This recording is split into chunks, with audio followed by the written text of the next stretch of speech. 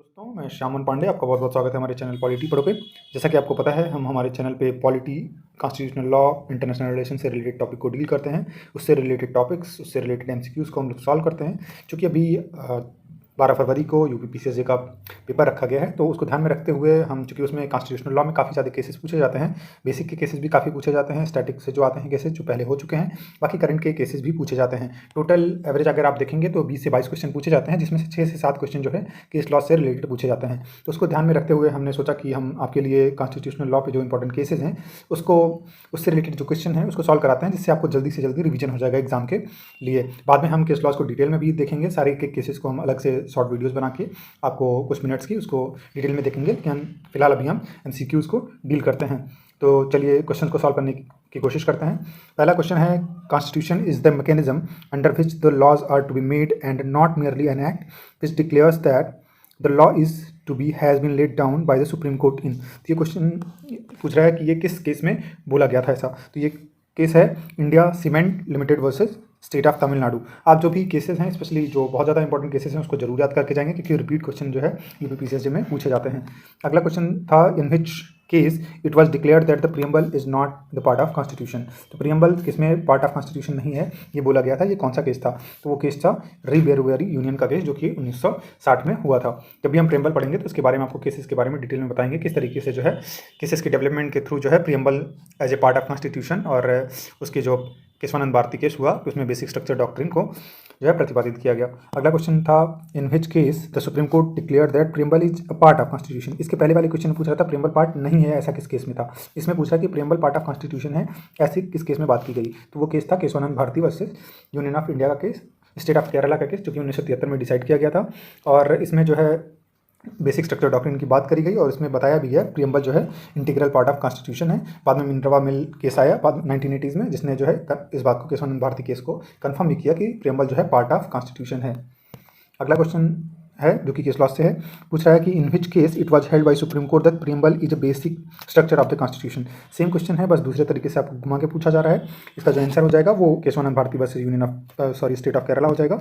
अगला क्वेश्चन है, which of the following case is known as fundamental right case. तो ये बहुत इंपॉर्टेंट केस है। फंडामेंटल राइट केस किसको, इस केस को कहा जाता है? ये इसका जो आंसर हो जाएगा वो जाएगा केशवानंद भारती केस। तो केशवानंद जो भारती केस है उसको फंडामेंटल राइट केस कहा जाएगा, क्योंकि ये जब हम डिटेल में इसको देखेंगे तो इसमें देखेंगे किस तरीके से बेरुवारी केस में, बाद में गोलकनाथ केस में, और फिर उसी के दौरान 24वां और 25वां जो संविधान संशोधन हुआ और फिर आगे चल के 42वां संविधान संशोधन हुआ, तो उसमें किस तरीके का जो टचल जो है देखने को जुडिशरी और एग्जीक्यूटिव के बीच में मिला है, इसकी वजह से। और उसमें फंडामेंटल राइट और डीपीएसपी के सुपरमेसी को लेकर के बात चल रही थी, तो उन सारी चीज़ों को ध्यान में रख के इसको जो है फंडामेंटल राइट केस नाम दिया गया है। तो ये इसका आंसर जो हो जाएगा केशवानंद भारती केस हो जाएगा। आप ध्यान देंगे, ये जितने भी सारे क्वेश्चन मैं करा रहा हूँ किसी न किसी एग्जाम में पीसीएसजे के पूछे गए हैं, तो ये सारे क्वेश्चन बहुत इंपॉर्टेंट हो। आप इसको, अगर आपको चीज़ें समझ में आती तो अच्छी बात है, नहीं होती तो कम से कम एग्जाम के लिए आप इसको याद कर लें अभी के लिए। अगला क्वेश्चन है, जुडिशियल रिव्यू जो है of 9th schedule of the constitution has been made permissible by which of the following decide supreme court. तो जुडिशियल रिव्यू और 9th शेड्यूल से रिलेटेड जो केस लॉज है वो कौन सा केस लॉज है ये पूछना चाह रहा है। तो बहुत ही इंपॉर्टेंट ये केस लॉज है, नाम है IR Coelho versus state of Tamil Nadu. तो इसका डी जो हो जाएगा वो करेक्ट आंसर हो जाएगा। तो आईआर जो कोहेलो का केस था वो 9th शेड्यूल से रिलेटेड है, और ये बताता है कि चूंकि 9th शेड्यूल में जो मुद्दे रख दिए जाते हैं वो जुडिशियली रिव्यू पहले नहीं होते थे, लेकिन इस केस में ये डिसाइड किया गया कि ऐसा नहीं है। जो केशवानंद भारती का जो डेट है केस का, उससे जो पहले के केसेस होंगे उसको, जो भी मैटर होगा जो कि 9th शेड्यूल में रखा गया होगा, उसको तो जुडिशियली रिव्यू नहीं किया जा सकता, लेकिन उसके बाद के जितने भी मैटर उसमें रखे गए हैं 9th शेड्यूल में उसको जुडिशियल रिव्यू किया जा सकता है। ऐसा IR Coelho versus state of Tamil Nadu के केस में किया गया था। तो आप इसको शॉर्ट में याद रखें कि 9th शेड्यूल से के जुडिशियल रिव्यू की जब भी बात आए तो आईआर कोहेलो जो है करेक्ट आंसर हो जाएगा। अगला केस है, कैरी फॉरवर्ड रूल पूछ रहा है कि held ultra vires in which case. तो पूछ रहा है जो कैरी फॉरवर्ड रूल था उसको अल्ट्रावायर्स घोषित कर दिया गया था किस केस में। तो इसका जो आंसर हो जाएगा हमारा वो Devadasan versus union of India का केस हो जाएगा। बहुत इंपॉर्टेंट केस है, इवन ये पीसीएसजे के, उत्तर प्रदेश के पीसीएसजे में पूछा भी जा चुका है, तो आप इस बात का ध्यान रखेंगे। तो आप टर्म्स को याद करिए कि कौन से टर्म से रिलेटेड कौन सा केस है, तो इसको आप जल्दी से याद कर पाएंगे फिलहाल के लिए, क्योंकि 10-12 दिन में आप सारी चीज़ों को समझ के नहीं याद कर पाएंगे। तो आप फिलहाल केवल रट के जाएँ तो तभी आपका काम बन जाएगा। अगला क्वेश्चन है, after which one of the following supreme court decision was the special provision for socially and educationally backward classes introduced by amendment of the constitution. तो यहाँ पे आपको socially and educationally backward classes related जो case laws है उसकी बात कर रहा है, तो इसका जो आंसर हो जाएगा वो state of Madras versus Champakam Dorairajan का जो केस है वो हो जाएगा इसका करेक्ट आंसर। अगला क्वेश्चन है, it has been said that main cases Devadasan versus union of India that article 16 should be read with.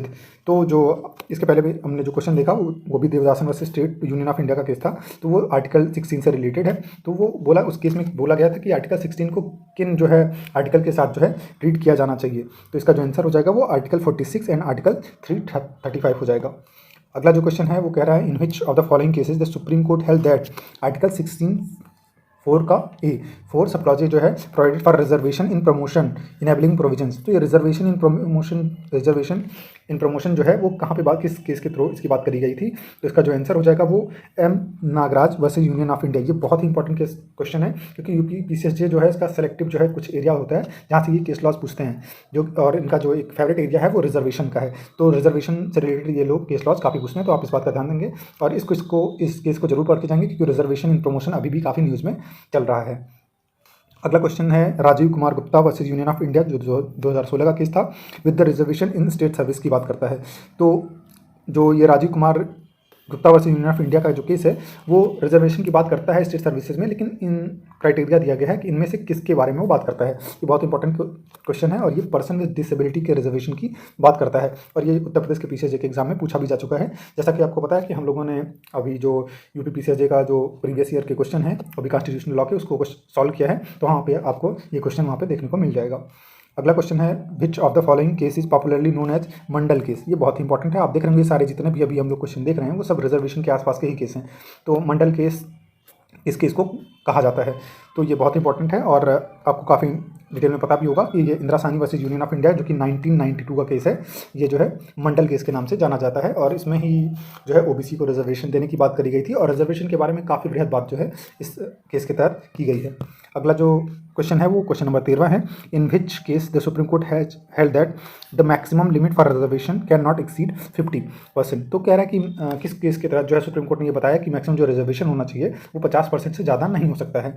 तो इसका जो आंसर हो जाएगा वो Indira Sahni versus union of India हो जाएगा, जिसके बारे में अभी हमने आपको बताया है। बाकी जब केस लॉज की बात करेंगे, जब भी हम आर्टिकल 15-16 को देखेंगे तो वहाँ पे जो जितने भी केसेस हैं वो काफ़ी डिटेल में हम रिजर्वेशन के बारे में आपको बताएंगे। अगला क्वेश्चन है, क्रीमी लेयर रूल जो है, आप देख रहे होंगे सारे जो क्वेश्चन हैं रिजर्वेशन से, ये सारे क्वेश्चन आप एकदम रट के जाएंगे, अगर आपको याद नहीं हो रहा रट लीजिएगा पूरा। Creamy layer rule excluding the well placed member of a caste from reservation was first laid down in. तो क्रीमी लेयर से रिलेटेड जो है बात कह रहा है कि क्रीमी लेयर जो रूल होता है वो एक्सक्लूड करता है कि जो वेल प्लेस्ड मेंबर हैं कास्ट के वो रिजर्वेशन से जो है उसको रिजर्वेशन से बाहर रखा जाएगा।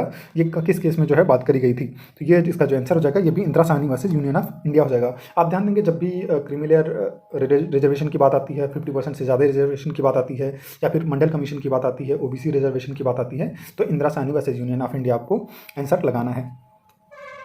अगला जो क्वेश्चन है वो 15वां है, वो कह रहा है मेंशन द क्रोनोलॉजी। ये कुछ केसेस दिए गए हैं सुप्रीम कोर्ट के, उनको आप क्रोनोलॉजी के अकॉर्डिंग जो है सेट करना है, अर्लीस्ट अप टू लेटेस्ट, कि जो सबसे पहले हुआ है और जो अभी बाद में हुआ है।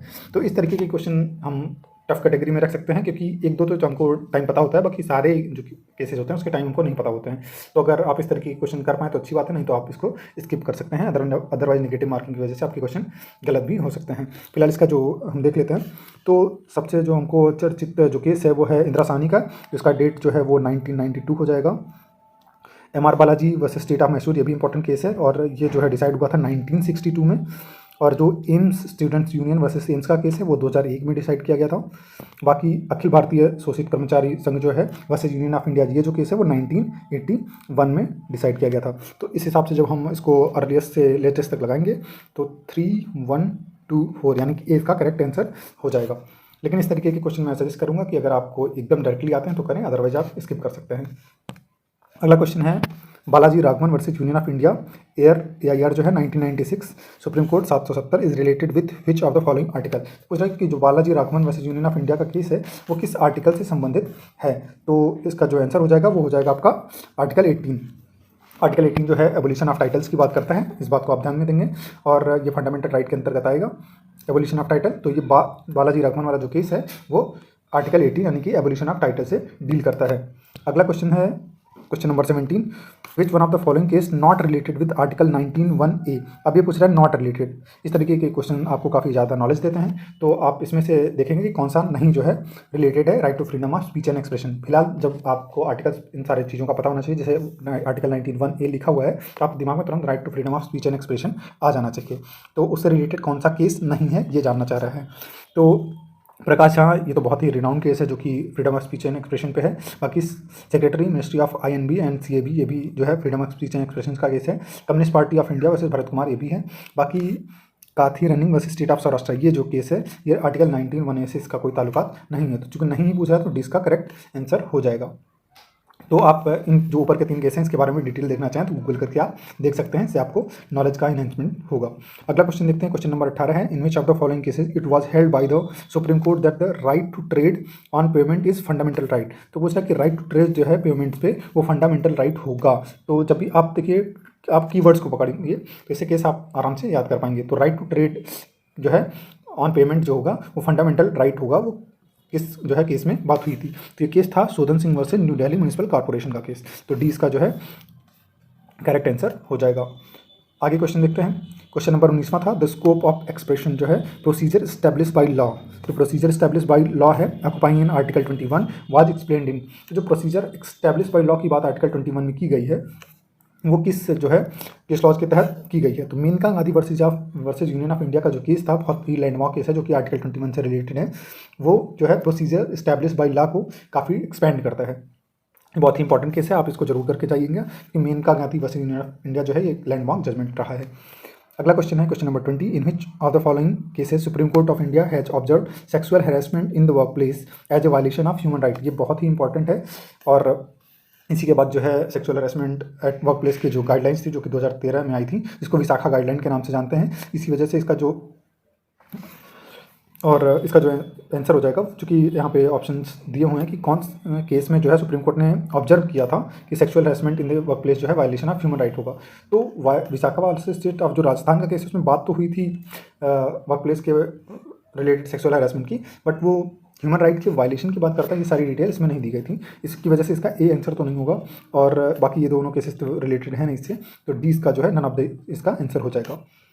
अगला जो क्वेश्चन है question number 21, in which one of the following cases the supreme court of India has recognise transgender persons to be person of third gender. ये बहुत ही इंपॉर्टेंट जजमेंट है और ये रिसेंट का जजमेंट भी रहा है, अभी 3-4-5 साल हुआ इस जजमेंट को आए हुए। तो ये किससे रिलेटेड है, और इवन ये क्वेश्चन जो है PCS ने UP PCSJ में पूछा भी जा चुका है। तो इसका जो आंसर हो जाएगा वो आपका हो जाएगा 21 का हो जाएगा NALSA versus union of India. तो national legal service authority versus union of India इसका आंसर हो जाएगा।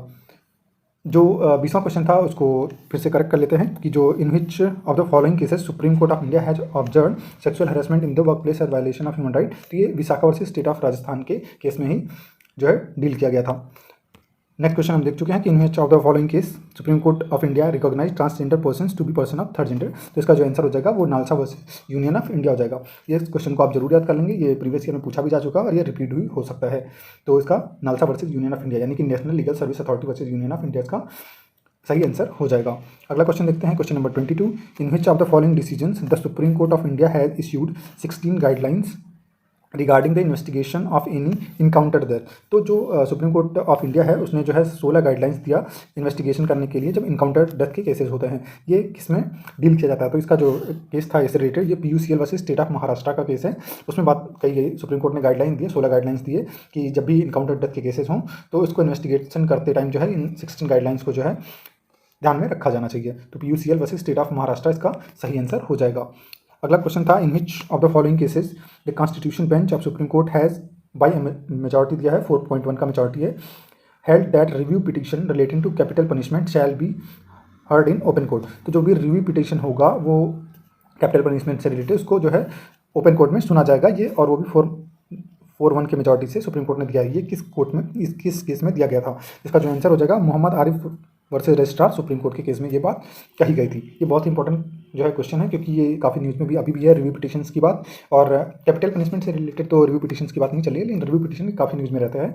तो आप इस बात का ध्यान देंगे कि जो रिव्यू पिटिशन है कैपिटल पनिशमेंट से रिलेटेड उसको ओपन जो है कोर्ट में सुना जाना चाहिए। ये जो बात है Mohammad Arif versus registrar supreme court के केस में दिया गया है।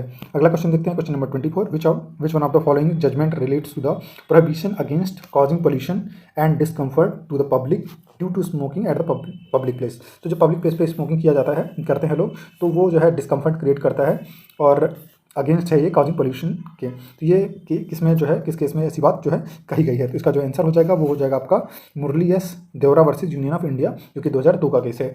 तो इसमें बात कही गई कि जो जजमेंट दिया गया कि प्रोहिबिशन किया जाएगा जो भी लोग पब्लिक प्लेसेस पे जो है स्मोक करते हैं, क्योंकि ये जो है पोल्यूशन को क्रिएट करता है और डिस्कम्फर्ट क्रिएट करता है। तो Murli S Deora versus union of India का करेक्ट आंसर हो जाएगा। अगला क्वेश्चन देखते हैं, क्वेश्चन नंबर 25 है, in which of the following cases a constitution bench of supreme court of India has held that whenever a person complains and claims that there is a violation of any provision of law, a constitutional provision, it does not automatically involve breach of fundamental right of the enforcement, which alone article 32 of the constitution is attracted.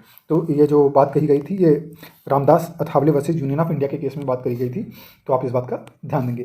अगला question है, question number 26, which one of the following cases was the first case where the strict adherence to the rule of locus standi was diluted. तो पूछ रहा है कि कौन सा case था, पहला केस था कौन सा जिसमें रूल ऑफ लोकस स्टैंडाई को जो है डाइल्यूट किया गया था।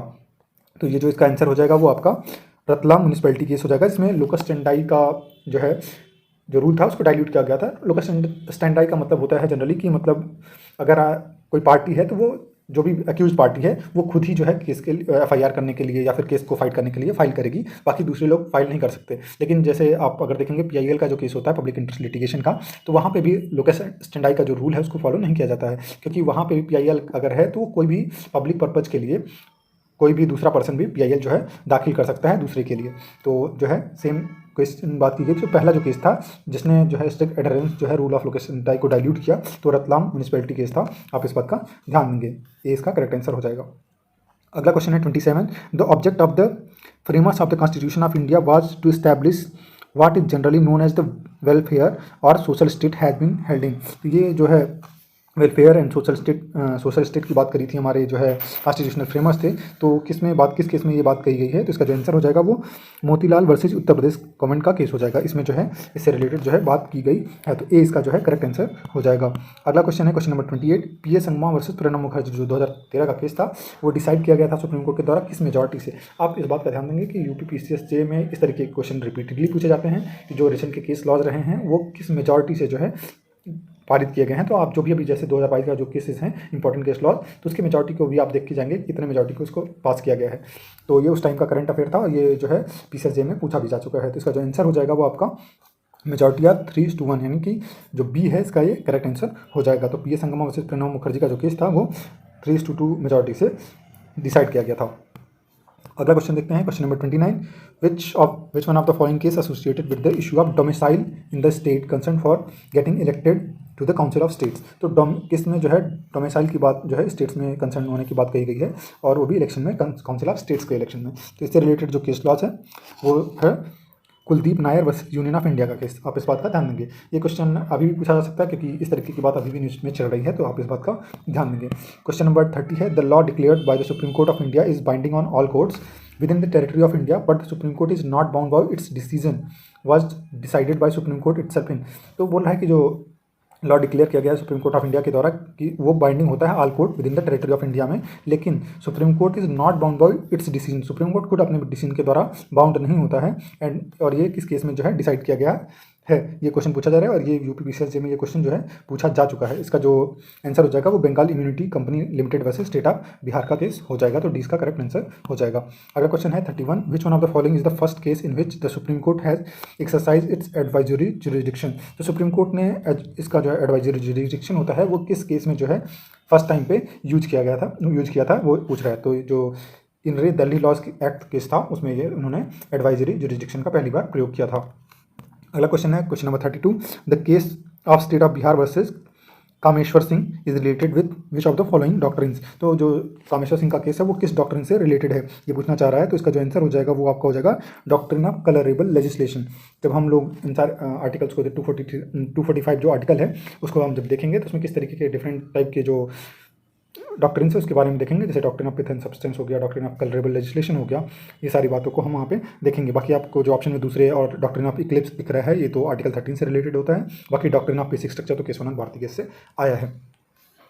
अगला जो क्वेश्चन है वो क्वेश्चन 33 है, जस्टिस के S Puttaswamy retired versus union of India 2017 का केस है, वो कितने जज के द्वारा डिसाइड किया गया था, वो बेंच ऑफ जजेस कितने थे, इस तरीके के क्वेश्चन पूछा जा रहा है यूपीपीसीएसजे में। तो आप जो है नंबर ऑफ जजेस के जो बेंच है उसको देख के जाएंगे, किस मेजॉरिटी से इसको डिसाइड किया गया है, और ये सारे जो भी केसेस होते हैं वो मोस्टली रिसेंट वाले पूछे जाते हैं, तो रिसेंट केसेस को आप करके जाएंगे। तो ये जो जस्टिस के S Puttaswamy versus union of India का केस था, जो कि राइट टू प्राइवेसी आर्टिकल 21 से डील करता है, तो ये 9 बेंच के जजेस के द्वारा देखा गया था, तो इसका ए जो हो जाएगा वो करेक्ट आंसर हो जाएगा। अगला क्वेश्चन देखते हैं, in which one of the following case majority judgement of the supreme court held that Aadhaar not only gave them a unique identity but also a life dignity. तो ये जो आधार से रिलेटेड जो जजमेंट दिया गया था कि वो यूनिक आइडेंटिटी नहीं है बल्कि एक लाइफ को डिग्निटी भी प्रदान करता है, तो ये जो है जस्टिस के एस पुट्टास्वामी जो केस हुआ था राइट टू प्राइवेसी वाला, उसी के अंतर्गत आ जाता है, जो कि आर्टिकल 21 से रिलेट करता है। तो आधार से रिलेटेड अगर कोई आपको केस पूछ रहा है और उसमें यूनिक आइडेंटिटी को जो है लाइफ को डिग्निटी के रूप में जोड़ करके बात कर रहा है, तो जस्टिस के S Puttaswamy versus union of India का केस हो जाएगा।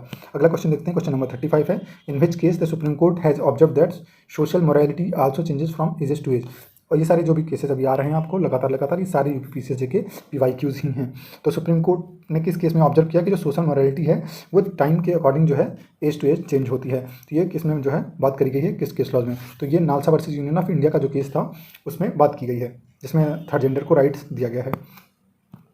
अगला जो क्वेश्चन है 36, according to supreme court of India decision in SR Bommai versus union of India the constitution of India is. तो ये भी पीवाईक्यू है, यूपीपीसीएसजे के एग्जाम में ये पूछा जा चुका है। तो पूछ रहा है कि जो SR Bommai versus union of India का केस हुआ था उसके अकॉर्डिंग जो हमारा कॉन्स्टिट्यूशन है उसका नेचर क्या है, तो उसका नेचर जो है वो फेडरल नेचर है, ये इसका करेक्ट आंसर हो जाएगा। अगला क्वेश्चन देखते हैं, question number 37, in which one of the following cases supreme court held that states do not enjoy sovereignty under the Indian constitution as it does not provide for a federal character in a strict sense. तो इस ये जो है बात किस case laws में कही गई थी, तो इसका जो आंसर हो जाएगा state of Bengal versus union of India, correct answer हो जाएगा 20 का करेक्ट आंसर है। अगला क्वेश्चन पूछा था, the supreme court of India prescribed the Indian constitution as not truly federal in which one of the following case. तो बोल रहा है कि सुप्रीम कोर्ट ऑफ इंडिया ने डिस्क्राइब करा इंडियन कॉन्स्टिट्यूशन की कि ये ट्रूली फेडरल नहीं है, किस केस में ऐसी बात की गई थी, तो इसका जो आंसर हो जाएगा state of west Bengal versus union of India हो जाएगा। जब भी आप देखेंगे कि जो कॉन्स्टिट्यूशन ऑफ इंडिया को फेडरल ना मानने की बात आएगी तो the state of west Bengal versus union of India का केस हो जाएगा।